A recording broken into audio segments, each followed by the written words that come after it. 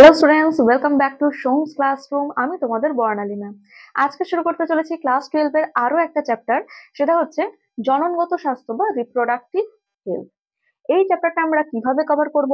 দেখো, এই চ্যাপ্টারটা কিন্তু আমরা ওয়ান শটে কমপ্লিট করব। ওয়ান শট মিনস এই চ্যাপ্টারের প্রত্যেকটা ডিটেল এক্সপ্লানেশন এই একটা লেকচারে কিন্তু তোমরা পেয়ে যাচ্ছ। ঠিক আছে? তো তোমাদেরকে বলি, টেক্সট এক্সাম তো হয়ে গেছে, আর মাত্র 2 মাস সময়। ডিসেম্বর তো ছেড়েই দাও, জানুয়ারি, ফেব্রুয়ারি, মার্চে তোমাদের এক্সাম।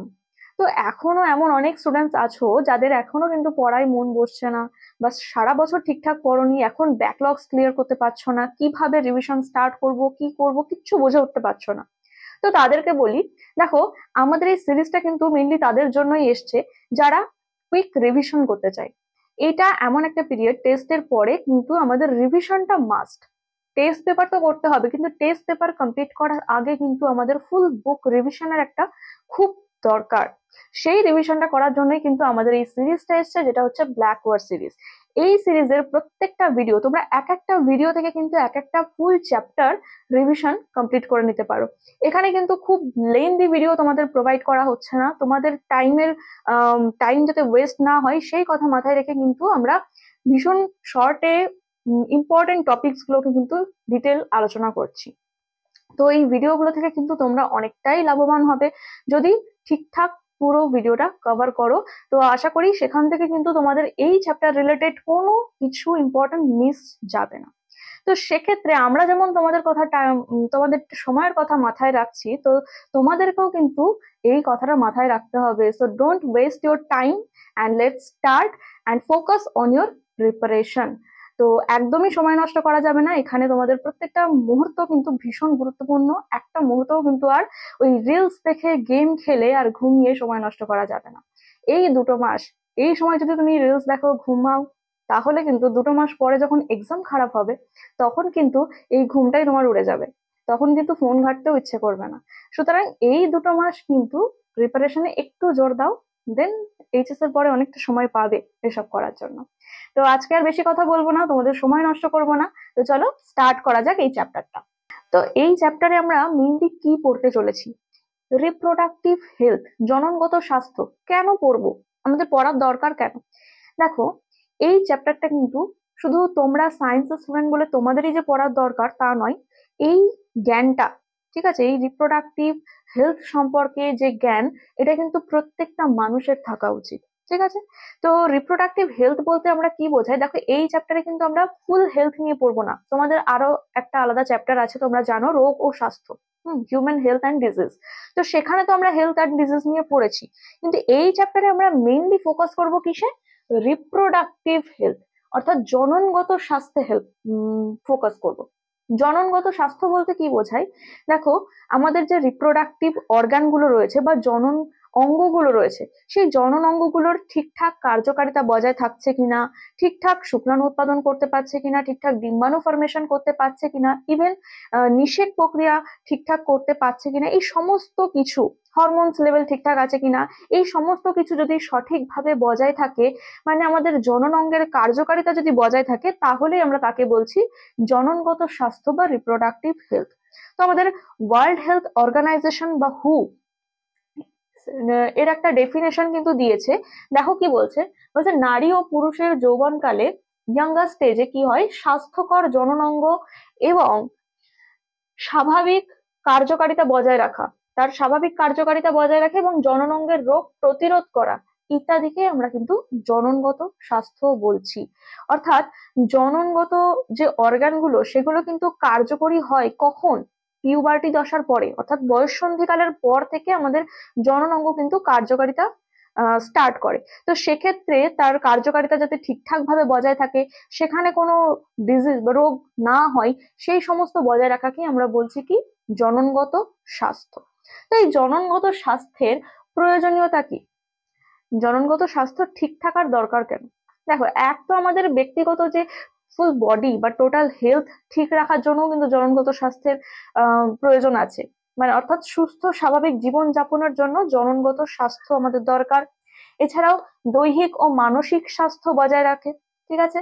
দেন যৌন রোগের বিস্তার রোধ করা, জননগত স্বাস্থ্য, আমরা যদি স্বাস্থ্যবান থাকি, আমাদের রিপ্রোডাক্টিভ অর্গানগুলো যদি ভালো থাকে, তাহলে সেক্ষেত্রে কিন্তু যৌন রোগ বিস্তার থেকে ওটা অনেকটা কমানো যেতে পারে, রোগের বিস্তার অনেকটা কমানো যেতে পারে। এছাড়াও যৌবনকালে সন্তান উৎপাদন ক্ষমতা বজায় রাখা। এখন অনেক হয় না, ইনফার্টিলিটি বা বন্ধ্যাত্ব দেখতে পাওয়া যায়। বন্ধ্যাত্ব সেটাও কিন্তু এক ধরনের, কি বলবো, জননগত স্বাস্থ্য সেখানে বিঘ্নিত হচ্ছে। তো সেটাও যাতে বিঘ্নিত না হয়, সেই জন্য কিন্তু আমাদের এই জননগত স্বাস্থ্যকে ঠিকঠাক ভাবে বজায় রাখার প্রয়োজন রয়েছে। তো এটা গেল প্রয়োজনীয়তা। এবার কিছু সমস্যা রয়েছে, জননগত স্বাস্থ্য রিলেটেড কিছু সমস্যা। মানে যেমন এই যে পরিবেশে কি হয়, বাল্য বিবাহ হয়ে যায়, তাই না? এখনো এমন অনেক জায়গা আছে যেখানে কম বয়সে বিয়ে দেওয়া হয়। এর ফলে কি হয়, এর ফলে সেই মাতা বা পিতা, তারা কিন্তু পরিণত হয় না। এই যেখানে দেখছো অপরিণত পিতা মাতা, তারা সন্তান ধারণের জন্য সঠিকভাবে পরিণত হয় না। পরিণত না হওয়ার জন্য অনেক সময় কি দেখা যায়, যে মাতার কিন্তু মৃত্যু হতে পারে, শিশুর মৃত্যু হতে পারে, তার সন্তান ধারণ ক্ষমতা তৈরি না হতে পারে, এর জন্য তার আদার্স হেলথ রিলেটেড কিছু সমস্যা হতে পারে। ঠিক আছে, এরকম অনেক সমস্যা আছে। এছাড়াও পপুলেশনের বৃদ্ধি, পপুলেশন অনেক বেড়ে যাচ্ছে, আমাদের কিন্তু এটা মাথায় রাখতে হবে। দিন দিন দেশে পপুলেশন বাড়ছে, আর এই পপুলেশনকে কিন্তু আমাদের একটা রেটে ঠিকঠাক রাখতে হবে সবকিছুর জন্য, খাদ্য বলো, বাসস্থান বলো, বেকারত্ব, সব দিক থেকে ঠিকঠাক ভাবে সমাজকে বজায় রাখতে গেলে আমাদের কিন্তু জনসংখ্যা বৃদ্ধি রোধ করতে হবে। ঠিক আছে, তাহলে এটা এক ধরনের সমস্যা। এছাড়াও ব্যক্তিগত স্বাস্থ্য তো বিঘ্নিত হচ্ছেই।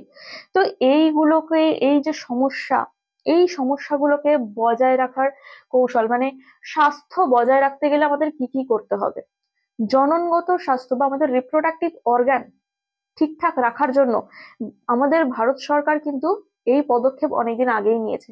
দেখো, 1997 খ্রিস্টাব্দে RCH এর ফুল ফর্ম কি, reproduction and child health care, একটা অর্গানাইজেশন তৈরি করেছে। এই অর্গানাইজেশনের মূল লক্ষ্য কি, এই অর্গানাইজেশনের মূল লক্ষ্য হচ্ছে জননগত স্বাস্থ্য, প্রত্যেকটা মানুষের জননগত স্বাস্থ্য যাতে ঠিকঠাক বজায় থাকে। নেক্সট, শিশুর যত্ন, চাইল্ড হেলথ কেয়ার, শিশুদের যত্ন ঠিকঠাক নেওয়া। এছাড়াও প্রজনন নিয়ন্ত্রণ, অর্থাৎ ফ্যামিলি প্ল্যানিং, পরিবার পরিকল্পনা করতে হবে যাতে পপুলেশন একটা রেটে ঠিক থাকে, জনসংখ্যার বৃদ্ধি যাতে না ঘটে। আমাদের ভারতবর্ষ অলরেডি কিন্তু দ্বিতীয় স্থান লাভ করেছে পপুলেশন বৃদ্ধির জন্য। তো সেটাকে কিন্তু, সেটা হওয়া উচিত নয়, পপুলেশন কিন্তু একটু কমানো উচিত। তো সেক্ষেত্রে এই কাজগুলো কিন্তু করতে হবে। কি কি আহ উপস্থাপনা নেওয়া হয়েছে, এক হচ্ছে পরিবার পরিকল্পনা, ফ্যামিলি প্ল্যানিং। ছোটা পরিবার সুখী পরিবার, এর মানে কি, যত ছোট পরিবার হবে তত সুখী পরিবার হবে। সেক্ষেত্রে কি, একটা অথবা দুটো সন্তানের বেশি কিন্তু সন্তান ধারণ করা উচিত নয়। এক্ষেত্রে তাহলে কি হচ্ছে, সন্তানের লালন পালন ঠিকঠাক যত্ন হয়। যদি বেশি সন্তান হয়ে যায়, তাদেরকে ঠিকঠাক যত্ন নেওয়া হয় না, তাদের শিক্ষা, খাদ্য, সব দিক থেকেই কিন্তু অভাব দেখা দেয়। তো সেক্ষেত্রে পরিবার পরিকল্পনা করতে হবে, ফ্যামিলি প্ল্যানিং করতে হবে। নেক্সট, যৌন শিক্ষা বা সেক্স এডুকেশন কিন্তু অবশ্যই দেওয়া দরকার। ভারত সরকার কিন্তু এই আহ উদ্যোগটা নিচ্ছে যে সপ্তম শ্রেণী এবং অষ্টম শ্রেণী থেকেই কিন্তু এই যৌন শিক্ষা বা সেক্স এডুকেশনটা দেওয়ার। কারণ তোমরা সায়েন্স নিয়ে পড়ছো, তো তোমরাই 11-12 এটা সম্বন্ধে ফুল ডিটেলসে জানতে পারছো।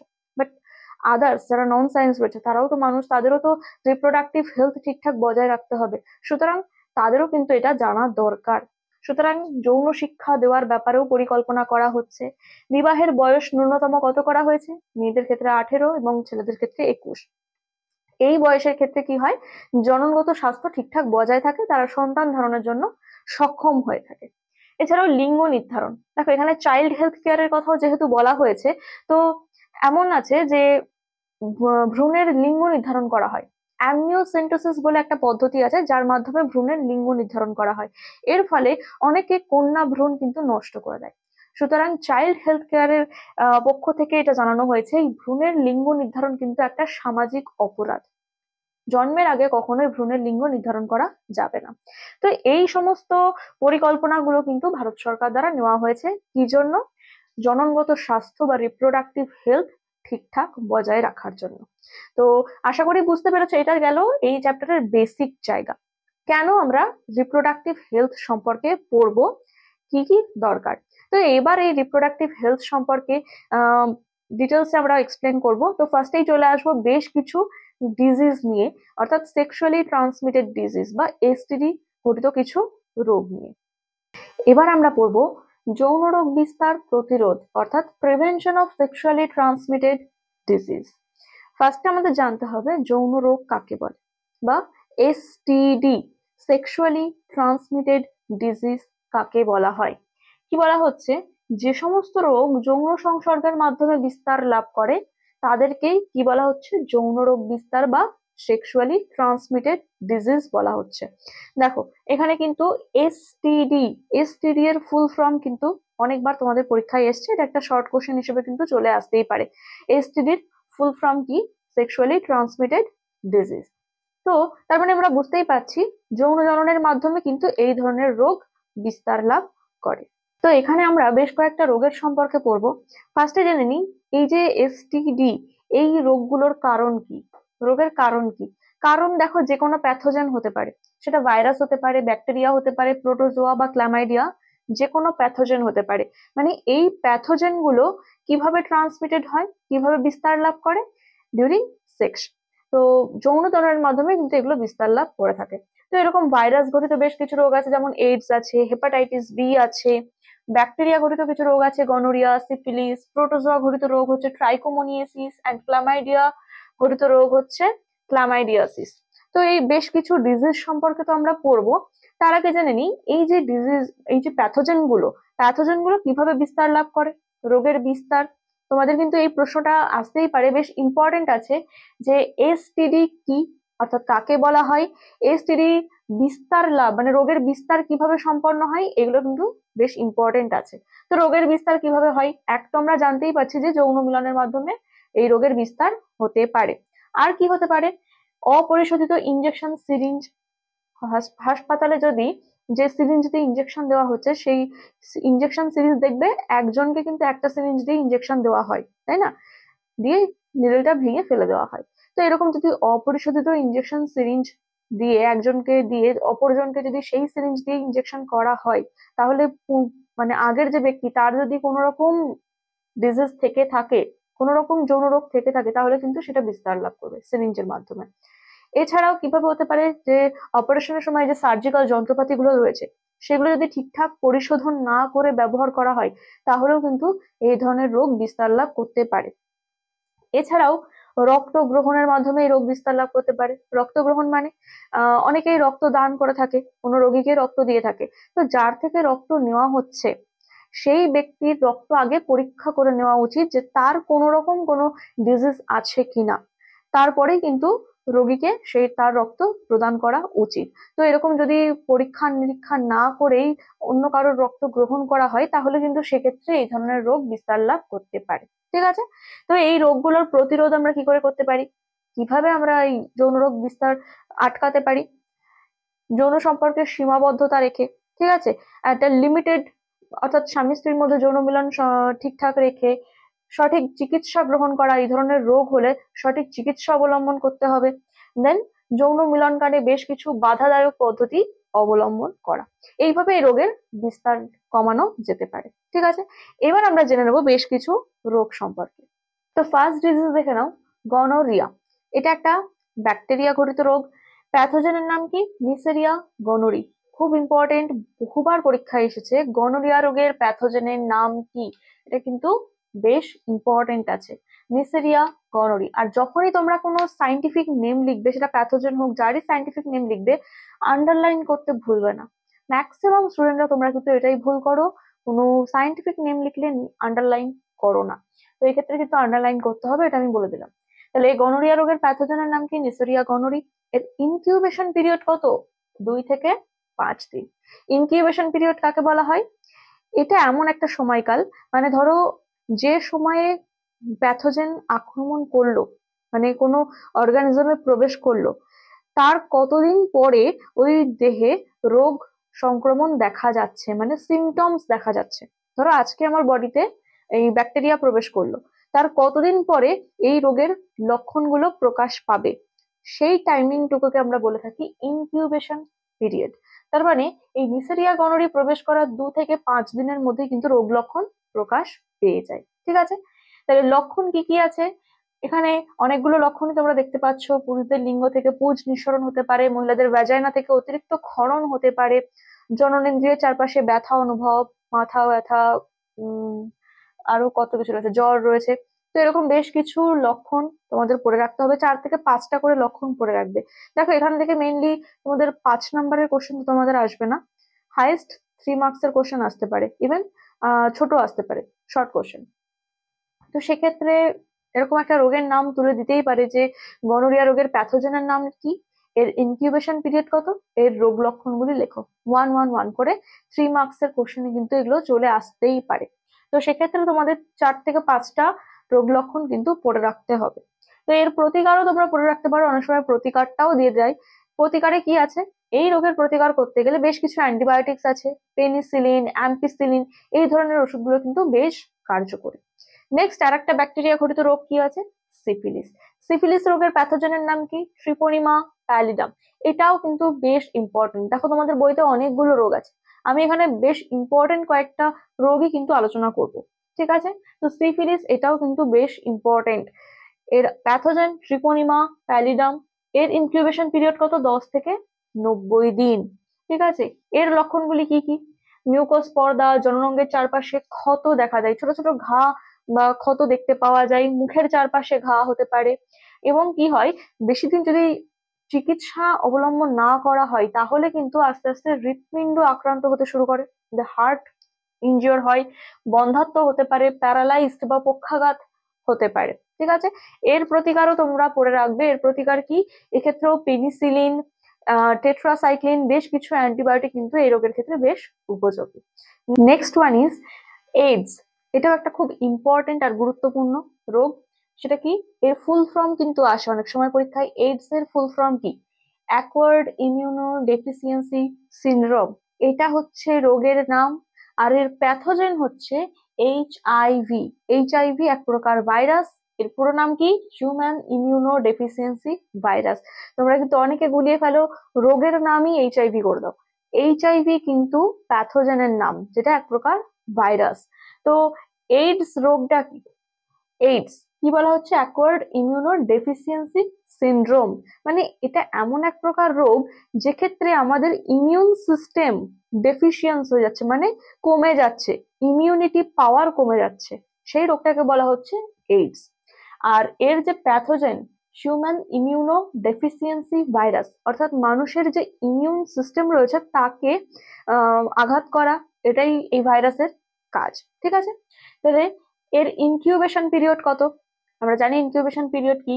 তো এইচআইভির ইনকিউবেশন পিরিয়ড হচ্ছে 6 মাস থেকে 10 বছর, একটা লং পিরিয়ড। মানে এমন নয়, এটা একটা ইম্পর্টেন্ট গুরুত্বপূর্ণ কথা। অনেকেই হয়তো ভাবে এইচআইভি আছে মানেই তার এইডস রোগ, না। এইচআইভি পজিটিভ মানেই, অর্থাৎ কোনো ব্যক্তির দেহে এইচআইভি ভাইরাস আছে মানেই তার কিন্তু এইডস হয়নি। কেন, কারণ এইচআইভি ভাইরাস আমাদের বডিতে এসে কি করে, আমাদের ইমিউন সিস্টেমকে যারা কাজ মানে সচল রাখে, অর্থাৎ আমাদের T lymphocyte and B lymphocyte, এরা কিন্তু কি করে, আমাদের ইমিউন সিস্টেমকে চালায়। তো এই টি লিম্ফোসাইটের যে 4 প্রকার সেল রয়েছে তার মধ্যে T4 সেলকে কিন্তু নষ্ট করে দেয় এই এইচআইভি ভাইরাস। তো টি সেলকে নষ্ট করে দিলে কি হবে, আমাদের কিন্তু ইমিউন সিস্টেম ঠিকঠাক হবে না, অর্থাৎ যে রোগ হচ্ছে সেই রোগের বিরুদ্ধে অ্যান্টিবডি প্রডিউস হবে না। তো এইচআইভি পজিটিভ মানে এইচআইভির একটা নির্দিষ্ট মাত্রা আছে, অর্থাৎ প্রতি সিসি রক্তে যদি 200টার কম T4 সেল থাকে তাহলে কিন্তু আমরা বলবো যে এইডস হয়েছে। কারণ টি কোষের সংখ্যা যদি আমাদের সাফিসিয়েন্ট থাকে, টি কোষ ঠিকঠাক থাকলে আমাদের ইমিউন সিস্টেমও ঠিকঠাক থাকবে, সেক্ষেত্রে কিন্তু আমরা বলবো না এইডস রোগ হয়েছে। সেক্ষেত্রে এইচআইভি পজিটিভ হলেও কিন্তু আমরা বলবো না যে তার এইডস রোগ হয়েছে। সুতরাং এই কোশ্চেনটা আসতেই পারে যে এইচআইভি পজিটিভ ব্যক্তি কি এইডস রোগে আক্রান্ত, না, এটা আনসার হবে না, ঠিক আছে? অ্যামাউন্টটা দেখিয়ে দিতে হবে। নেক্সট, এর কিছু রোগ লক্ষণ রয়েছে, অনেক রকম রোগ লক্ষণ হতে পারে, কারণ যে কোনো রোগ লক্ষণ এখানে দেখা দিতে পারে, জ্বর, মাথা ব্যথা, যে কোনো শারীরিক অক্ষমতা, কারণ এটা আমাদের ইমিউন সিস্টেমকে বাধা প্রদান করছে। ভেবে দেখো, যে কোনো রোগের বিরুদ্ধে যদি আমাদের ইমিউনিটি কাজ না করে, আমাদের যদি অ্যান্টিবডি তৈরি না হয়, কোনো রোগের বিরুদ্ধে যদি লড়তে না পারি, তাহলে সমস্ত রকম রোগগুলো আস্তে আস্তে বাসা বেঁধে কিন্তু একটা বড় আকৃতি ধারণ করবে। তো সেক্ষেত্রে অনেক রকমের রোগ লক্ষণ কিন্তু এক্ষেত্রে দেখতে পাওয়া যেতে পারে। এই রোগের বিস্তার পদ্ধতি কিভাবে হয়? অবশ্যই এটা যেহেতু একটা সেক্সুয়ালি ট্রান্সমিটেড ডিজিজ, তো যৌন সংসর্গের মাধ্যমে তো এটা বিস্তার লাভ করবেই। এছাড়াও আমরা যে রোগের বিস্তার পদ্ধতি পড়েছি, যেমন রোগীর রক্ত গ্রহণের মাধ্যমে হতে পারে, ঠিক আছে, অপরিশোধিত সিরিঞ্জ বা ছুঁচ ব্যবহার করার ক্ষেত্রে হতে পারে। এইভাবে এই রোগের বিস্তার লাভ হয়ে থাকে। একটা ইম্পর্টেন্ট কোশ্চেন, যে এইডস রোগ নির্ণয় কিভাবে করা হয়, কোন পরীক্ষা দ্বারা এইডস রোগ নির্ণয় করা হয়? ভীষণ ইম্পর্টেন্ট একটা কোশ্চেন কিন্তু। এখানে দেখো, এলিজা টেস্ট। এলিজার ফুল ফর্ম কি? এলিজার ফুল ফর্মও কিন্তু আসতে পারে, সেটা হচ্ছে এনজাইম লিঙ্কড ইমিউনোসরবেন্ট অ্যাসে। এটা হচ্ছে এই এলিজার ফুল ফর্ম। এলিজার টেস্ট করা হয় ফার্স্টে। এলিজা টেস্টে যদি পজিটিভ রিপোর্ট আসে, তাহলেই কিন্তু ওয়েস্টার্ন ব্লটিং টেস্ট করা হয় সেকেন্ড। এই দুটো পদ্ধতির মাধ্যমে এইডস রোগ নির্ণয় করা হয়। ভীষণ ভীষণ ইম্পর্টেন্ট একটা কোশ্চেন। এইডস রোগ সম্বন্ধে বিশেষ কিছু তথ্যাবলী। দেখো, এটা এমন একটা রোগ একসময় কিন্তু বিশ্বে সাড়া ফেলে দিয়েছিল, যে সবাই হয়তো ভাবতো এটা প্যান্ডেমিক ডিজিজ, খুব দ্রুত ছড়িয়ে পড়ছে। বাট এটা কিন্তু অত সহজে ছড়ায় না। এটা অত সহজে ছড়ায় না। মানুষ কারোর এইডস হলে তার সাথে মেশা বন্ধ করে দিত, তার সাথে তাকে একঘরে করে দিত, আগে এটা হতো। কিন্তু এইডস রোগ কিন্তু যে কোনো ভাবে বিস্তার লাভ করে না। অর্থাৎ রোগীর সাথে খেলাধুলা করলে, রোগীর সাথে খাবার গ্রহণ করলে, একসাথে শুলে কোনোভাবেই কিন্তু রোগ বিস্তার লাভ করে না। ঠিক আছে, শুধুমাত্র যৌন সংসর্গের মাধ্যমে বিস্তার লাভ করতে পারে, রক্ত গ্রহণের মাধ্যমে এবং অপরিশোধিত সিরিঞ্জ বা ছুঁচ ব্যবহারের মাধ্যমে কিন্তু হতে পারে। অর্থাৎ ওর কোনো বডি ফ্লুইডস যদি মানে অন্য কোনো ব্যক্তির দেহে যায়, তবেই কিন্তু এই রোগ বিস্তার লাভ করতে পারে। তাছাড়া কোনোভাবে কিন্তু রোগীর এইডস রোগ বিস্তার লাভ করে না। ঠিক আছে, তো এক্ষেত্রে এইডস রোগের প্রতিকার হিসেবে এখনো কিন্তু সেরকম কোনো ওষুধ তৈরি হয়নি। তবে এক্ষেত্রে আরো সচেতনতা বাড়ানোর কথা হচ্ছে, কিভাবে প্রতিকার করা যেতে পারে। এই এইডস রোগীর দেহ থেকে এইচআইভি ভাইরাস নিয়ে, তাকে নিয়ে আরো গবেষণা করা হচ্ছে, রিসার্চ করা হচ্ছে, যাতে ভবিষ্যতে যদি এর বিরুদ্ধে কোনো প্রতিকার ব্যবস্থা গড়ে তোলা যায়। ঠিক আছে, তো এবার চলে আসবো নেক্সট টপিক।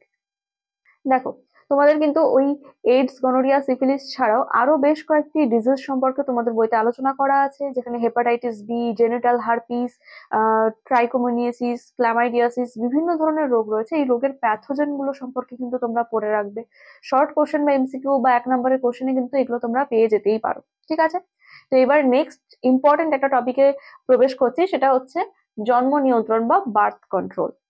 জন্ম নিয়ন্ত্রণ করার দরকার কেন? আমরা আগেই পড়েছি, RCH বলে একটা সংস্থা তৈরি হয়েছে, যেখানে আমাদের কি পরিকল্পনা বা উদ্দেশ্য নেওয়া হয়েছে, সেখানে হচ্ছে পরিবার পরিকল্পনা করতে হবে, ফ্যামিলি প্ল্যানিং করতে হবে, ছোটা পরিবার সুখী পরিবার। তো ছোট পরিবার তৈরি করতে গেলে অবশ্যই জন্ম নিয়ন্ত্রণ করতে হবে। দেখো, জন্ম নিয়ন্ত্রণের প্রয়োজনীয়তা কি? প্রয়োজনীয়তা কিন্তু পরীক্ষায় আসতে পারে। জন্ম নিয়ন্ত্রণ করার দরকার কেন? এক, দেশের পপুলেশন ঠিকঠাক রেটে রাখার জন্য। পপুলেশন কিন্তু দিন দিন অত্যাধিক হারে বেড়ে চলেছে, আর পপুলেশন বেড়ে চললে কি হবে? বিভিন্ন দিক থেকে কিন্তু সমস্যা দেখা দেবে। এক, পরিবেশে খাদ্যর অভাব দেখা দেবে, শিক্ষা বলো, বেকারত্ব বাড়বে, শিক্ষার অভাব দেখা দেবে। এছাড়াও যে প্রাকৃতিক সম্পদ রয়েছে, সেই সম্পদের ব্যবহার থেকেও কিন্তু আমরা বিঘ্নিত হব। তো সেক্ষেত্রে পপুলেশনকে কিন্তু একটা নির্দিষ্ট রেটে বজায় রাখতে হবে, আর সেটা করতে গেলে কিন্তু এই বার্থ কন্ট্রোল বা জন্ম নিয়ন্ত্রণ একটা খুবই গুরুত্বপূর্ণ বিষয়। তো বার্থ কন্ট্রোল বা জন্ম নিয়ন্ত্রণের বেশ কিছু পদ্ধতি রয়েছে। দেখো, এখানে মেন দুটো পদ্ধতিতে এটাকে ভাগ করা যায়। একটা হচ্ছে স্পেসিং পদ্ধতি, আর একটা হচ্ছে সার্জিক্যাল পদ্ধতি। স্পেসিং পদ্ধতি হচ্ছে একটা অস্থায়ী পদ্ধতি, যেক্ষেত্রে কিছু দিন বা কিছু বছর এই পর্যন্ত জন্ম নিয়ন্ত্রণ করা যেতে পারে, একটা অস্থায়ী মেথড। আর সার্জিক্যাল পদ্ধতি হচ্ছে একটা স্থায়ী মেথড, যার মাধ্যমে কি হয়, সার্জারির মাধ্যমে কোনো মহিলা বা পুরুষ বন্ধ্যাত্বকরণ গ্রহণ করে থাকে। ঠিক আছে, তো ফার্স্টে চলে আসছি স্পেসিং পদ্ধতি, যেটা একটা অস্থায়ী পদ্ধতি। স্পেসিং পদ্ধতি অনেক রকমের হতে পারে। এক হচ্ছে প্রাকৃতিক পদ্ধতি, নেক্সট ওয়ান ইজ বাধাদায়ক পদ্ধতি, রাসায়নিক পদ্ধতি, আইইউডি আর হরমোনাল পদ্ধতি। প্রত্যেকটা পদ্ধতি আমরা ছোট ছোট করে ডিটেলসে এক্সপ্লেন করি। ফার্স্টে ন্যাচারাল প্রসেস কি কি আছে প্রাকৃতিক পদ্ধতির মধ্যে? এক রয়েছে নিরাপদ সময়, সেফ টাইম। দেখো, মেয়েদের যে রজস্রাবীয় দশা হয়ে থাকে, রজস্রাবীয় দশা কিন্তু 1 থেকে 5 দিন পর্যন্ত স্থায়ী হয়। তারপরে রজচক্রের 28 দিন পর্যন্ত যে টাইমিংটা, এই টাইমিং এর মধ্যে তোমরা যারা হিউম্যান রিপ্রোডাকশন পড়ছো তারা জানবে যে রজচক্রের প্রত্যেকটা দশার এক একটা টাইমিং আছে। 1 থেকে 5 দিন পর্যন্ত রজস্রাবীয় দশা, তারপরে 13 দিন পর্যন্ত সময় হচ্ছে ডিম্বথলীয় দশা, অর্থাৎ ফলিকল তৈরি হয়। তারপরে কি হয়, 14 দিনের দিন ওভিউলেশন ঘটে, তাই না, ডিম্ব নিঃসরণ দশা। তো যে টাইমে ডিম্ব নিঃসরণ ঘটছে, অর্থাৎ ডিম্ব নিঃসরণ ঘটে কোথায় যাবে, আমাদের ফ্যালোপিয়ান টিউবে। তো ফ্যালোপিয়ান টিউবে কিন্তু ডিম্বাণু থাকার টাইমিংটা 14 থেকে 18 দিনের মধ্যে। এই টাইমিং এর মধ্যে ডিম্বাণু থাকার সম্ভাবনা সবচেয়ে বেশি, অর্থাৎ সেই সময়ে যৌন মিলন হলে তাহলে কিন্তু নিষেক হওয়ার অর্থাৎ গর্ভসঞ্চার হওয়ার চান্সেসটা বেড়ে যায়। সুতরাং সেফ টাইম কোনটা, ওই 14 থেকে 18 দিন পর্যন্ত যে সময়টা, ওই সময়টাকে বাদ দিয়ে বাদ বাকি যে সময়টা রয়েছে ওই টাইমটাকে কিন্তু আমরা সেফ পিরিয়ড বা নিরাপদ সময় হিসেবে ধরতে পারি। অর্থাৎ একটা প্রাকৃতিক বা ন্যাচারাল প্রসেসের মাধ্যমে কিন্তু আমরা জন্ম নিয়ন্ত্রণ করতে পারি। Next one is withdrawal method. Withdrawal মেথডে কি হচ্ছে, যখন স্পার্ম রিলিজ হবে, স্পার্ম নির্গমনের সময় পেনিসকে ভ্যাজাইনা থেকে নির্গত করে নেওয়া, এটা হচ্ছে উইথড্রল মেথড। আরেকটা হতে পারে LAM, ল্যাকটেশন অ্যামেনোরিয়া মেথড। অর্থাৎ সন্তান জন্ম হওয়ার পর যতদিন দুগ্ধক্ষরণ হচ্ছে, ল্যাকটেশন হয় 3 মাস 4 মাস, সেই সময়কালটাই কিন্তু রজস্রাব বন্ধ থাকে। তো এই টাইমটাও একটা সেফ পিরিয়ড, যেটা প্রাকৃতিক পদ্ধতি হিসেবে অবলম্বন করা যেতে পারে। তাহলে এইগুলো ছিল প্রাকৃতিক পদ্ধতি।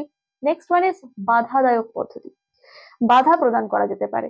এখানে বেশ কিছু কন্ডোম ইউজ করা যেতে পারে, diaphragm, fem shield, cervical cap, vault cap. এগুলো সব কি, এগুলো কোনোভাবে এটা গেল পুরুষদের, আর বাকিগুলো কিন্তু মহিলাদের বাধাদায়ক পদ্ধতি। অর্থাৎ ভ্যাজাইনাতে এই ধরনের যন্ত্রগুলো আটকে কি করা যেতে পারে, নিষেক বা ফার্টিলাইজেশন রোধ করা যেতে পারে। নেক্সট ওয়ান ইজ রাসায়নিক পদ্ধতি। রাসায়নিক পদ্ধতিতে বেশ কিছু স্পার্মিসিডাল ক্রিম রয়েছে, ফোম, জেলি, স্পার্মিসিডাল ট্যাবলেট। এগুলো কি করে, এগুলো কিন্তু শুক্রাণুর চলনে বাধা দেয়, শুক্রাণুকে ধ্বংস করে থাকে, ঠিক আছে। তো এই জননের প্রাককালে যদি এই ধরনের ক্রিম, ফোম বা জেলি এগুলো যদি ভ্যাজাইনাতে প্রবেশ করানো হয়, তাহলে কিন্তু শুক্রাণু ভেতরে প্রবেশ করতে পারে না এবং মারা যায়। তো সেইভাবে বার্থ কন্ট্রোল করা যেতে পারে। নেক্সট, এটা খুব ইম্পর্টেন্ট একটা পদ্ধতি, যেটা হচ্ছে IUD। পরীক্ষা অনেকবার এসছে, IUD এর ফুল ফর্ম কি, ইন্ট্রা ইউটেরাইন ডিভাইস। কি বললাম, ইন্ট্রা ইউটেরাইন ডিভাইস। তো এরকম বেশ কিছু ইন্ট্রা ইউটেরাইন ডিভাইসের নাম আসতে পারে, যেমন একটা রয়েছে, আমি এখানে কি দেখিয়েছি, কপার টি। কপার টি, এটা কিন্তু দুটো সন্তানের মাঝে যদি গ্যাপ চাওয়া হয়, তাহলে কিন্তু এই ডিভাইস প্রয়োগ করা যেতেই পারে। কপার টি কিভাবে কাজ করে, অনেক সময় পরীক্ষায় প্রশ্ন এসেছে যে কপার টি এর কাজ কিভাবে কাজ করে থাকে। তো এটা হচ্ছে মহিলাদের ভ্যাজাইনাতে প্রবেশ করানো হয় এক ধরনের তামার টি শেপের একটা যন্ত্র। এটা কি করে থাকে, এটা কিন্তু তামা রিলিজ করে থাকে, সবসময় কপার রিলিজ করে, কপার আয়ন রিলিজ করে, যেটা আমাদের কোথায় থাকছে, জরায়ু বা ইউটেরাসের মধ্যে থাকছে। আর এইগুলো কি করে, এগুলো কিন্তু ওই জরায়ুর যে কোষগুলো রয়েছে সেখান থেকে এক ধরনের টক্সিন, সাইটোকাইনিন ক্ষরণ করে। আর এই সময় শুক্রাণু যদি প্রবেশ করে, তাহলে শুক্রাণুগুলো কিন্তু ওই টক্সিন দ্বারা মারা যায়, অর্থাৎ শুক্রাণুর ফ্যাগোসাইটোসিস হয়ে যায়। এর ফলে কি হয়, নিষেক প্রক্রিয়া বাধাপ্রাপ্ত হয়, ঠিক আছে। এই ডিভাইস কিন্তু 3 থেকে 5 বছর পর্যন্ত ঠিকঠাক কাজ করতে পারে। নেক্সট বলছি হরমোনাল পদ্ধতি। হরমোনাল পদ্ধতিতে কি কি করা যেতে পারে, এক হচ্ছে ওরাল কন্ট্রাসেপটিভ পিল। বেশ কিছু মৌখিক গর্ভনিরোধক বড়ি রয়েছে, যেমন এখানে আমি বেশ কিছু নাম দিয়েছি, নামগুলো কিন্তু অনেক সময় পরীক্ষায় আসে, সহেলি, মালা ডি, মালা এন। এই যে পিলগুলো, এগুলোর একটা নির্দিষ্ট কোর্স আছে, 21 ডেজ এর কোর্স। অর্থাৎ রজস্রাবের 1 থেকে 5 দিন, যে রজস্রাবের দশা চলছে সেই 5 দিন থেকে পরবর্তী 25 দিন পর্যন্ত কিন্তু এই পিল গ্রহণ করতে হয়, প্রতিদিন একটা করে গ্রহণ করতে হয়। এক্ষেত্রে কোনোদিন যদি মিস হয়ে যায়, তাহলে পরবর্তী দিনে কিন্তু দুটো বড়ি খেয়ে নেওয়া যেতে পারে। এক্ষেত্রে কি হয়, এক্ষেত্রে এই সমস্ত পিলগুলো মানে মেন ইনগ্রেডিয়েন্ট কি, প্রধান উপাদান হচ্ছে ইস্ট্রোজেন, প্রজেস্টেরন। অনেক সময় পরীক্ষায় আসে যে গর্ভনিরোধক বড়ির অত্যাবশ্যকীয় উপাদান কোনটি? প্রোজেস্টেরন। ওকে, প্রোজেস্টেরন হচ্ছে সব থেকে গুরুত্বপূর্ণ বিষয়। তো এই ইস্ট্রোজেন প্রোজেস্টেরন যদি ঠিকঠাক ব্যালেন্স থাকে তাহলে কিন্তু আমাদের ডিম্ব নিঃসরণে বাধা দান করবে, ঠিক আছে, ডিম্ব নিঃসরণ হবে না, সেক্ষেত্রে জন্ম নিয়ন্ত্রণ অর্থাৎ বার্থ কন্ট্রোল হচ্ছে। নেক্সট ওয়ান ইজ ইনজেকশনের মাধ্যমে গর্ভ রোধ করা যেতে পারে, ঠিক আছে, যদি ভুলবশত গর্ভ সঞ্চার হয়ে যায় তাহলে সেক্ষেত্রে ইনজেকশনের মাধ্যমে গর্ভরোধ করা যেতে পারে। এক্ষেত্রে দুটো ইনজেকশনের নাম আমি এখানে দেখিয়েছি, ডিএমপিএ আর হচ্ছে এনইটিএন, নিতিন। তো এই দুটো ইনজেকশন, একটা আছে এটা যেটা 3 মাস অন্তর বা 6 মাস অন্তর কিন্তু প্রয়োগ করা যেতে পারে, আর এটা 2 মাস অন্তর দুবার প্রয়োগ করা হয়। এইভাবে ইনজেকশনের মাধ্যমে ভ্রূণ নষ্ট করা হয়। নেক্সট, ইমপ্লান্ট বা রোপণ। ইমপ্লান্ট বা রোপণ বেশ কিছু প্রোজেস্টেরন নিয়ে গঠিত কিছু ট্যাবলেটস রয়েছে, যে ট্যাবলেট গুলোকে আমরা স্কিনের নিচে রোপণ করতে পারি। স্কিনের নিচে রোপণ করলে সেখান থেকে কি হবে, প্রোজেস্টেরন হরমোন ব্যালেন্স ঠিকঠাক রেখে আমাদের কিন্তু ওভিউলেশনে বাধা দেবে, এইভাবে বাধা দেওয়া যেতে পারে। আর লাস্ট, এমার্জেন্সি গর্ভনিরোধক, অর্থাৎ ভুলবশত গর্ভসঞ্চার হয়ে গেলে, গর্ভসঞ্চারের আগে সরি গর্ভসঞ্চার হতে পারে এরকম মনে হলে কি করতে হবে, নিষেক বা যৌন মিলনের 12 ঘন্টার মধ্যে কিছু কন্ট্রাসেপটিভ পিল গ্রহণ করতে হবে, ঠিক আছে। তো এই ছিল স্পেসিং পদ্ধতি। স্পেসিং পদ্ধতির এই সমস্ত পয়েন্টগুলো কিন্তু তোমাদের মনে রাখতে হবে। অনেক সময় প্রশ্ন চলে আসতেই পারে যে জন্ম নিয়ন্ত্রণ পদ্ধতিটি আলোচনা করো, 5 মার্কসে চলে আসতে পারে, খুব রেয়ার, বলছি না আসবে, খুব ইম্পর্টেন্ট, বাট রেয়ার চলে আসতে পারে। তো এই পদ্ধতিগুলো একবার জাস্ট রিডিং করে রাখলে কিন্তু এগুলো খুব সহজেই মনে রাখা যায়। আর নেক্সট যেটা রয়েছে সার্জিক্যাল পদ্ধতি, এটা তো ভীষণ ভীষণ ইম্পর্টেন্ট। অনেকবার শর্ট কোশ্চেনে কিন্তু ওই ভাসেকটমি কাকে বলে আর টিউবেক্টমি কাকে বলে, বা ভাসেকটমি টিউবেক্টমির পার্থক্য অনেকবার এসেছে। তো ভাসেকটমি কাকে বলা হয়, এটা হচ্ছে আমি আগেই বলেছি সার্জিক্যাল পদ্ধতি হচ্ছে স্থায়ী বন্ধ্যাত্বকরণ পদ্ধতি।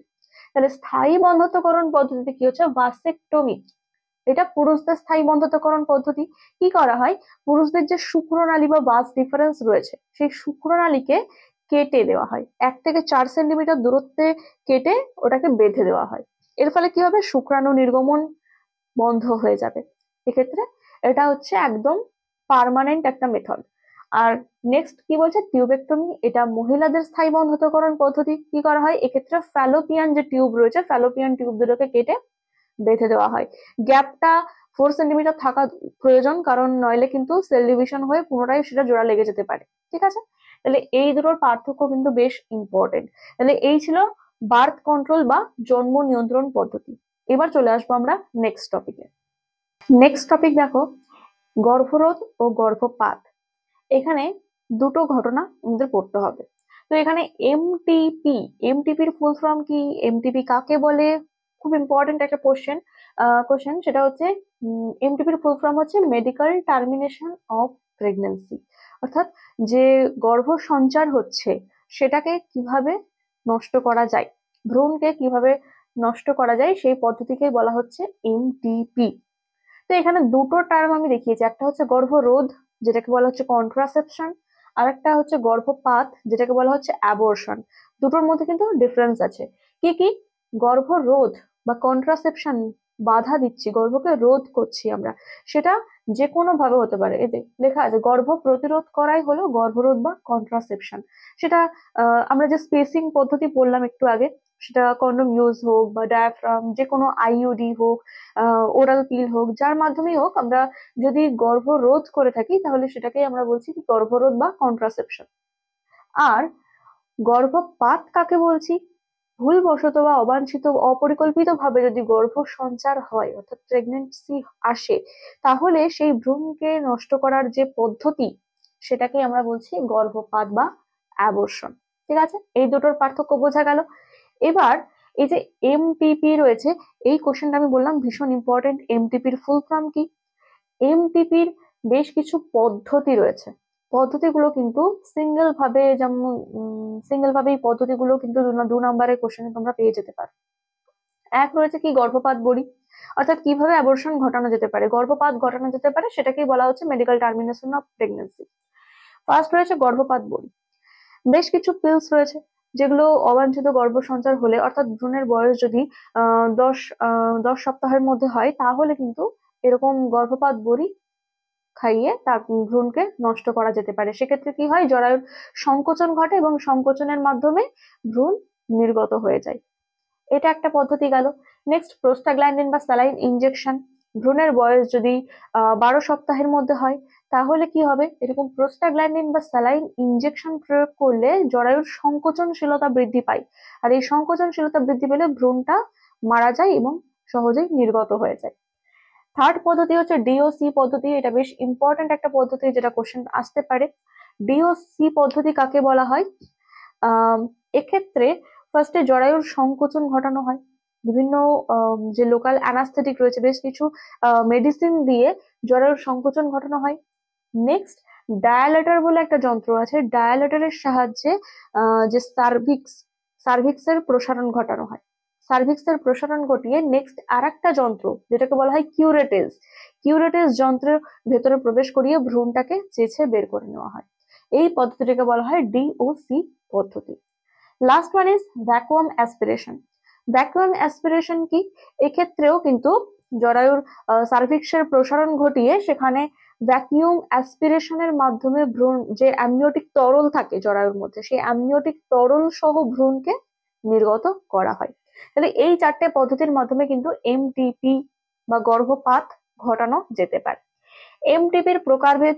এমটিপি কত প্রকারের হয়? 2 রকম হতে পারে, একটা স্পন্টেনিয়াস হতে পারে, একটা থেরাপিউটিক হতে পারে। স্পন্টেনিয়াস কাকে বলছি?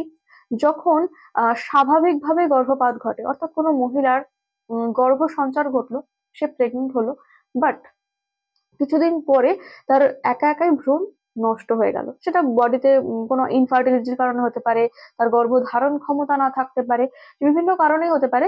তো প্রাকৃতিক উপায়ে, প্রাকৃতিকভাবে যদি গর্ভপাত ঘটে, সেটাকে আমরা বলি স্পন্টেনিয়াস মেথড। আর থেরাপিউটিক মেথড বুঝতেই পারছো, থেরাপির মাধ্যমে অর্থাৎ সার্জারির মাধ্যমে এই সমস্ত পদ্ধতি অবলম্বন করে যদি আমরা গর্ভপাত বা অ্যাবর্শন ঘটাই, তাহলে সেটাকে আমরা বলছি থেরাপিউটিক। নেক্সট, এমটিপির অসুবিধা আর তাৎপর্য। Very very important question. এমটিপির ফুল ফর্ম, এমটিপির তাৎপর্য ভীষণ ইম্পর্টেন্ট। তো এই আগে বলি তাৎপর্য কি। অপরিকল্পিতভাবে যদি গর্ভসঞ্চার হয়, তাহলে সেক্ষেত্রে ভ্রূণ নষ্ট করার জন্য আমরা এমটিপির সাহায্য নিতে পারি। কোনোভাবে যদি শিশু বিকলাঙ্গ টাইপের হয়, ভ্রূণ যদি মায়ের ক্ষেত্রে ক্ষতিকারক হয়ে থাকে, সেক্ষেত্রে এমটিপির সাহায্য নেওয়া যেতে পারে। কোনো ধর্ষণ বা রেপ কেসের কারণে যদি কোনো মেয়ের গর্ভসঞ্চার হয়, সেক্ষেত্রেও কিন্তু আমরা এমটিপির ব্যবহার করতে পারি। তো এর প্রয়োজনীয়তা রয়েছে বেশ কিছু, তেমন বেশ কিছু অসুবিধাও রয়েছে। কি কি অসুবিধা রয়েছে? বেশ কিছু অসাধু ব্যবসায়ী আছে যারা আর কি ভ্রূণের লিঙ্গ নির্ধারণ করে এবং কন্যা ভ্রূণ থাকলে এমটিপির মাধ্যমে কিন্তু গর্ভপাত ঘটায়। ঠিক আছে, এইভাবে কন্যা ভ্রূণ নষ্ট হচ্ছে, সামাজিক বা ধর্মীয় যে ভাবাবেগ তাতেও আঘাত হানা হচ্ছে। ঠিক আছে, এর বেশ কিছু গেল অসুবিধা। তাহলে এটা গেল এমটিপি বা মেডিকেল টার্মিনেশন অফ প্রেগন্যান্সি। এবার চলে আসবো আমরা নেক্সট টপিকে। নেক্সট টপিক হচ্ছে অ্যামনিওসেন্টেসিস। অ্যামনিওসেন্টেসিস কাকে বলা হয়, এর পদ্ধতি, এর তাৎপর্য এবং অপব্যবহার, এটাও কিন্তু বেশ ইম্পর্টেন্ট একটা টপিক। অ্যামনিওসেন্টেসিস আমরা কাকে বলি? দেখো, যখন গর্ভসঞ্চার হয়, মাতৃগর্ভে অর্থাৎ জরায়ু কোটরে ভ্রূণের বৃদ্ধি ঘটে। আর ভ্রূণ কোথায় বৃদ্ধি পায়? অ্যামনিওটিক তরলের মধ্যে, তাই না? তো এই ভ্রূণের সঠিক জায়গা নির্ধারণ করে যে অ্যামনিওটিক তরল রয়েছে, ওই তরলকে সংগ্রহ করে দেহের বাইরে এনে ওই তরলের মধ্যে থাকা যে কোষগুলো রয়েছে, অর্থাৎ ভ্রূণ কোষ রয়েছে, সেই ভ্রূণ কোষ থেকে ভ্রূণের কোনো ক্রোমোজোম ঘটিত ত্রুটি আছে কিনা বা অস্বাভাবিকতা আছে কিনা সেটা নির্ধারণ করার যে পদ্ধতি, সেটাকেই কিন্তু আমরা বলি অ্যামনিওসেন্টেসিস। এখানে সংজ্ঞাটা একবার দেখে নাও। বলছে যে প্রক্রিয়ায় গর্ভবতী স্ত্রীলোকের অ্যামনিওটিক তরল সংগ্রহ করা হয়, করে তা থেকে ভ্রূণ কোষ পরীক্ষা করে ক্রোমোজোমের গঠনে অস্বাভাবিকতা বা বিপাকীয় কোনো ত্রুটি আছে কিনা জানা যায়, তাকে আমরা বলছি অ্যামনিওসেন্টেসিস। কিভাবে করা হয় এই পদ্ধতিটা? দেখো, এই পদ্ধতিটা খুব একটা লেন্দি নয়, তবে এটা কিন্তু 3 মার্কসের কোশ্চেন তোমরা পেতেই পারো, আসতে পারে। তো এর পদ্ধতিতে কি করা হয়, ফার্স্টে যে মহিলা, সেই গর্ভবতী মহিলার ইউএসজি বা আলট্রাসোনোগ্রাফির মাধ্যমে ভ্রূণের সঠিক অবস্থান নির্ণয় করা হয়, অর্থাৎ ভ্রূণটা কোন দিকে রয়েছে। এরপর সঠিক জায়গা বুঝে ইনজেকশন সিরিঞ্জের মাধ্যমে ভ্রূণের পাশ থেকে অ্যামনিওটিক তরল সংগ্রহ করে আনা হয়। প্রায় 30 থেকে 40 ml মতন অ্যামনিওটিক তরল দেহের বাইরে বার করে আনা হলো। এবার এই অ্যামনিওটিক তরলটাকে সেন্ট্রিফিউজ করা হয়, অর্থাৎ জোরে দ্রুত বেগে ঘোরানো হয়। একটা সেন্ট্রিফিউজ যন্ত্র আছে যার মাধ্যমে ওটাকে ঘোরানো হয়। জোরে দ্রুত ঘূর্ণন বেগের জন্য কি হবে, ওর মধ্যে তরলের মধ্যে থাকা যে কোষগুলো নিচে থিতিয়ে পড়বে। যে কোনো জিনিস, কোনো তরলকে আমরা মানে জোরে ঘোরালে তার মধ্যে থাকা ভারী বস্তুগুলো কিন্তু নিচের দিকে থিতিয়ে পড়ে। সেন্ট্রিফিউজ যন্ত্রও কিন্তু সেম ঘটনাটা ঘটে। তো এই অ্যামনিওটিক তরলের মধ্যে থাকা ভ্রূণ কোষগুলো নিচে থিতিয়ে পড়ছে। এবার ওখান থেকে ভ্রূণ কোষ সংগ্রহ করে ভ্রূণ কোষটাকে কালচার করা হয়। কালচার করে কোষের সংখ্যা বৃদ্ধি করা হয়। এবার ওই কোষের মধ্যে ক্রোমোজোমের কোনো ত্রুটি আছে কিনা, ক্রোমোজোম ঠিকঠাক সংখ্যায় আছে কিনা, অর্থাৎ যে ক্রোমোজোমের অস্বাভাবিকতা জনিত যে রোগগুলো হয়, down syndrome, Edward syndrome, Turner syndrome, এই রোগগুলো আছে কিনা এগুলো কিন্তু নির্ধারণ করা যেতে পারে। এছাড়াও ভ্রূণের একদম শেষ যে ক্রোমোজোম জোড়া, এক্স এক্স হতে পারে অথবা এক্স ওয়াই হতে পারে, অর্থাৎ যে সেক্স ক্রোমোজোম জোড়, সেটাকে দেখেও কিন্তু ভ্রূণের লিঙ্গ নির্ধারণ করা যেতে পারে এই পদ্ধতির মাধ্যমে। ঠিক আছে, তো এই পদ্ধতিটাকে আমরা কি বলছি, অ্যামনিওসেন্টেসিস। তো এই অ্যামনিওসেন্টেসিসের বেশ কিছু তাৎপর্য রয়েছে, অর্থাৎ ভ্রূণের কোনো ক্রোমোজোম গঠিত রোগ আছে কিনা সেটা আগে থেকেই জানা যায়। এটা গেল তাৎপর্য। আর এর অপব্যবহার কি, যেহেতু এই পদ্ধতির মাধ্যমে ভ্রূণের লিঙ্গ নির্ধারণ করা যায়, তো অনেক ক্ষেত্রে কি হয়, কন্যা ভ্রূণ কিন্তু নষ্ট করছে, যার জন্য কি হচ্ছে, দেশে কন্যা ভ্রূণের সংখ্যা দিন দিন কমে আসছে। তো এটা হচ্ছে অ্যামনিওসেন্টেসিসের একটা অপব্যবহার। তো এই অ্যামনিওসেন্টেসিস কাকে বলে, এর পদ্ধতি এবং এর তাৎপর্য কিন্তু বেশ ইম্পর্টেন্ট একটা কোশ্চেন। এবার চলে আসবো নেক্সট টপিকে। আমাদের নেক্সট অ্যান্ড লাস্ট টপিক কি হচ্ছে, বন্ধ্যত্ব বা ইনফার্টিলিটি। ইনফার্টিলিটি বা বন্ধ্যত্ব কাকে বলা হয়, যে ক্ষেত্রে কোনো কাপল যখন সন্তান ধারণে অক্ষম হয়ে থাকে তাকেই বলা হচ্ছে বন্ধ্যত্ব বা ইনফার্টিলিটি। ইনফার্টিলিটি মহিলাদের ক্ষেত্রেও দেখতে পাওয়া যেতে পারে, পুরুষদের ক্ষেত্রেও দেখতে পাওয়া যেতে পারে। বন্ধ্যত্ব দু রকমের হয়ে থাকে, একটা হচ্ছে মুখ্য বন্ধ্যত্ব, প্রাইমারি ইনফার্টিলিটি, আর একটা হচ্ছে গৌণ বন্ধ্যত্ব বা সেকেন্ডারি ইনফার্টিলিটি। মুখ্য বন্ধ্যত্ব কাকে বলা হচ্ছে, যে ক্ষেত্রে কোনো স্ত্রী বা পুরুষ কখনোই গর্ভ সঞ্চারে সক্ষম হয় না, অর্থাৎ সন্তানের জন্ম দিতে সক্ষম হয় না, সেক্ষেত্রে তা বলা হচ্ছে মুখ্য বন্ধ্যত্ব। অর্থাৎ চিকিৎসার মাধ্যমেও তাদের কিন্তু ফার্টিলিটি আনা যায় না, এটাকেই বলা হচ্ছে মুখ্য বন্ধ্যত্ব।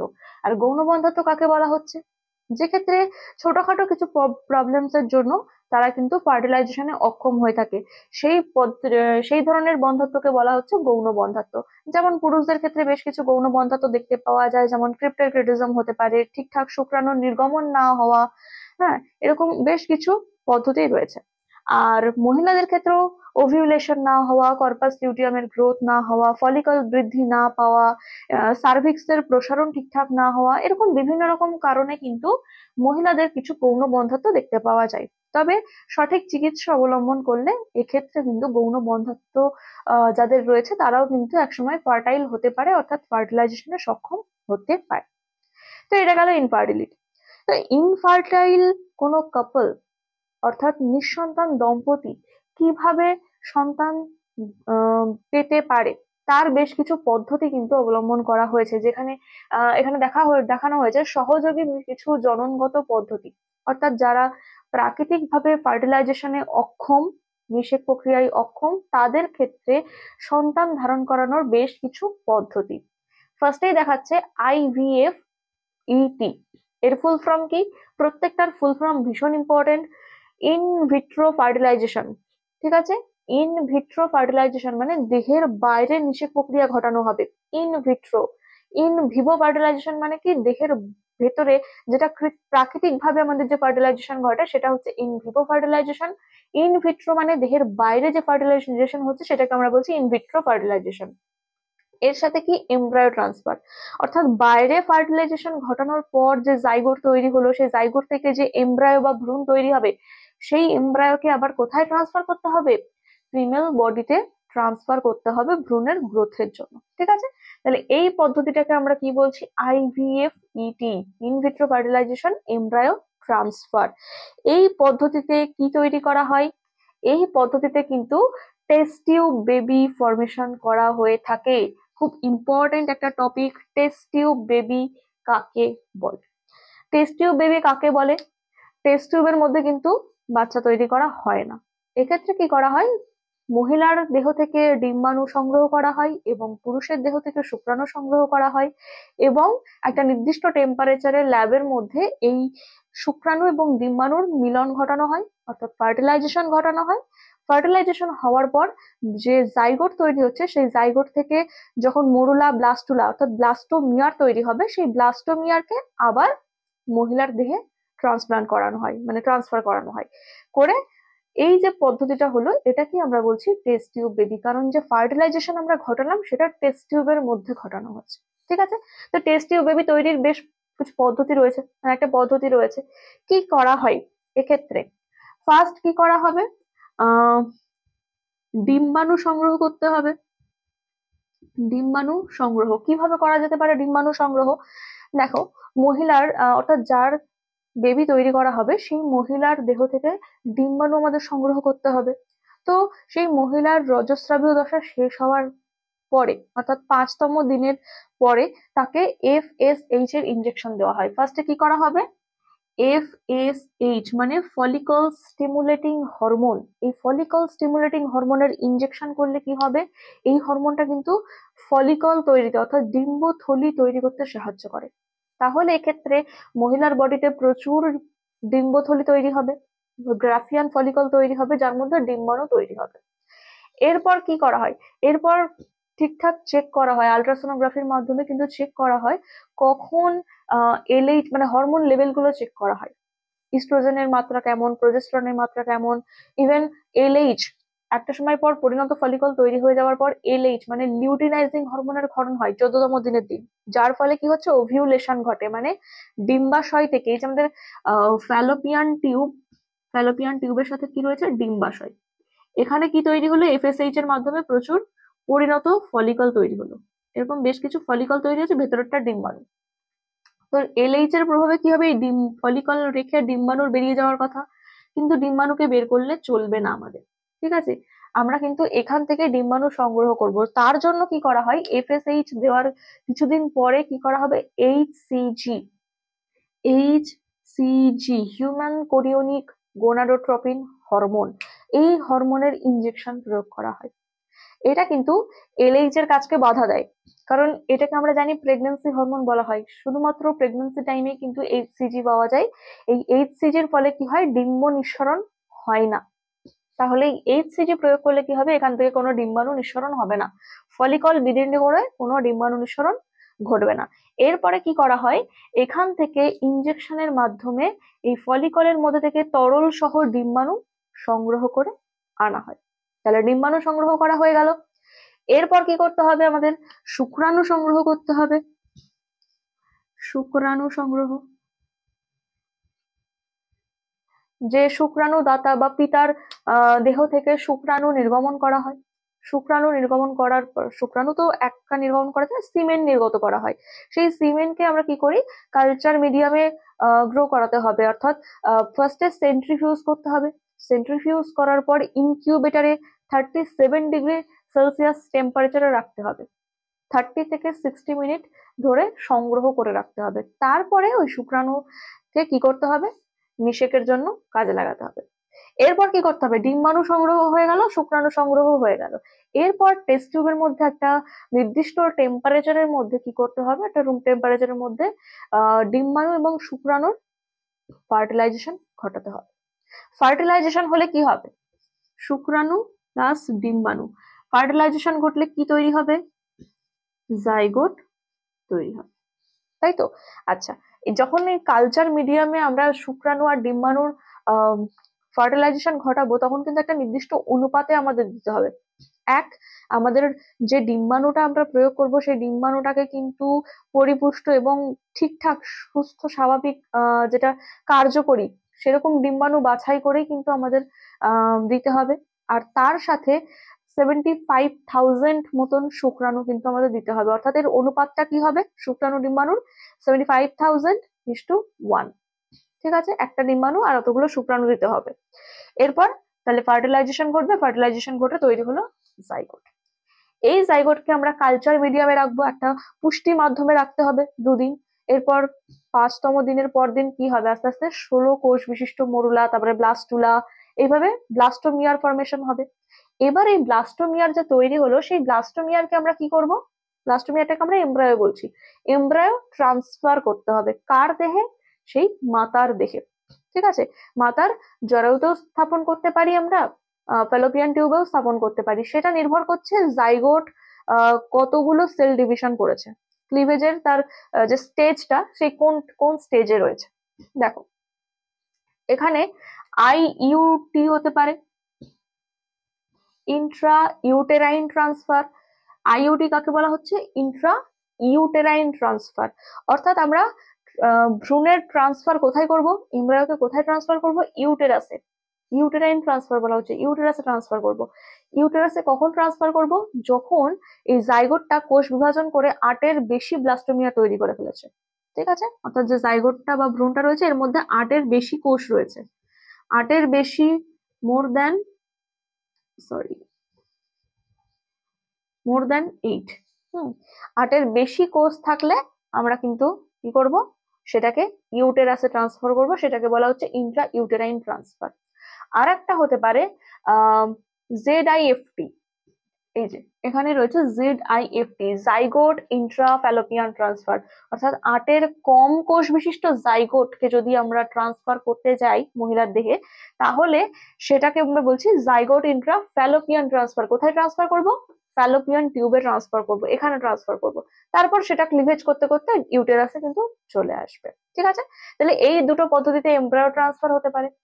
এবার কিছু কিছু ক্ষেত্রে আছে, এই যে টেস্ট টিউব বেবি তৈরির পদ্ধতি, এটা আমরা কাদের ক্ষেত্রে করব, যাদের যারা ফার্টিলাইজেশনে অক্ষম, নিষেক প্রক্রিয়া ঘটাতে অক্ষম, কিন্তু তাদের গর্ভ ধারণ ক্ষমতা রয়েছে, অর্থাৎ সে বেবিকে ধারণ করে রাখতে পারে, সেক্ষেত্রে কিন্তু আমরা টেস্ট টিউব বেবি পদ্ধতিটা করব, অর্থাৎ IVF করব। অনেক ক্ষেত্রে আছে এই পদ্ধতিটা করা যেতে পারে GIFT, অর্থাৎ গ্যামেট ইন্ট্রা ফ্যালোপিয়ান ট্রান্সফার। নামের মধ্যেই বোঝা যাচ্ছে গ্যামেট কাকে পাঠানো হচ্ছে, গ্যামেটকে কোথায় পাঠানো হচ্ছে, ফ্যালোপিয়ান টিউবে।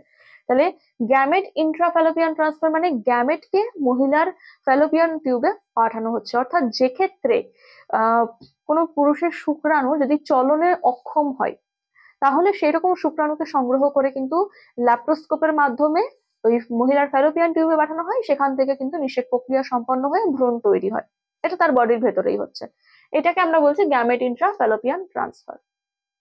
এবার অনেক ক্ষেত্রে দেখা যেতে পারে যে কোনো মহিলার ফার্টিলাইজেশনে তো সক্ষম, বাট গর্ভ ধারণে অক্ষম, অর্থাৎ সে গর্ভ ধারণ করে রাখতে পারে না, সেক্ষেত্রে তার ইনফার্টিলিটি রয়েছে। তো সেক্ষেত্রেও কিন্তু একটা পদ্ধতি রয়েছে যেটাকে বলা হয় সারোগেট মাদার বা ধাত্রী মা। এক্ষেত্রে কি করা হয়, যারা মেন কাপল, তাদের ফার্টিলাইজেশনের মাধ্যমে মহিলার দেহে তো জাইগোট তৈরি হলো, কিন্তু এই জাইগোট কি সেই মহিলার দেহে বেড়ে উঠতে পারবে না, ভ্রূণ তৈরি করতে পারবে না, ভ্রূণটা বারবার মারা যাচ্ছে। তো সেক্ষেত্রে জাইগোট তৈরি হয়ে যাওয়ার পর সেই মহিলার দেহ থেকে জাইগোটটাকে ল্যাপ্রোস্কোপি বা মাইক্রো ইনজেকশনের মাধ্যমে বের করে নেওয়া হয়। তার দেহ থেকে বের করে নিয়ে কোনো সুস্থ স্বাভাবিক মহিলার ইউটেরাসে ট্রান্সফার করে দেওয়া হয়। সেটা ইউটেরাসেও ট্রান্সফার করানো যেতে পারে, ফ্যালোপিয়ান টিউবেও ট্রান্সফার করা যেতে পারে, সেটা এমব্রায়ো স্টেজের উপর নির্ভর করছে।